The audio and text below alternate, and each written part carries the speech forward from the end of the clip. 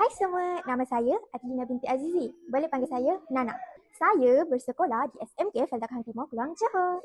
Hari ini saya nak kongsikan pengalaman saya menggunakan kaedah Kakeibo, iaitu cara bijak dari Jepun untuk menguruskan wang. Terima kasih kepada Coach Nalisa yang memperkenalkan teknik ini di Instagram Fun for Life yang membuka mata saya. Tak percaya, jom saksikan. Langkah pertama dalam Kakeibo ialah kira semua duit masuk.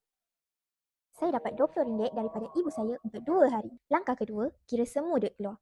Hari pertama, saya belanja RM5 untuk makan di kantin, RM2 untuk air dan RM3 untuk top up e-wallet. Jumlahnya RM10. Langkah ketiga, kira duit yang tinggal. Bagi saya cuma RM10. Langkah keempat, jejak perbelanjaan harian. Saya sedar separuh duit saya dah habis hanya dalam sehari. Rasa risau juga kalau hari kedua boros lagi. Memang tak ada baki nak simpan. Jadi, saya buat keputusan untuk bawa bekal daripada rumah pada hari kedua. Untuk sunat sihat, saya belanja buah pisang sebanyak RM2 dan RM1 untuk foto setiap latihan. Langkah pertama, tiada duit masuk sebab guna baki semalam.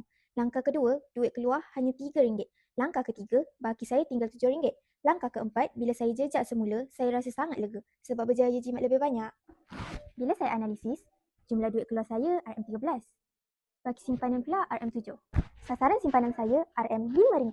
Tapi dengan teknik Kakeibo, saya dapat simpan lebih daripada yang dirancang. Saya belajar sesuatu.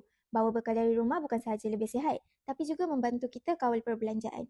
Dengan cara ini, saya lebih sedar setiap sen yang digunakan. Nampakkan semua? Pada mulanya, saya menganggap kaedah Kakeibo sekadar catatan kewangan biasa.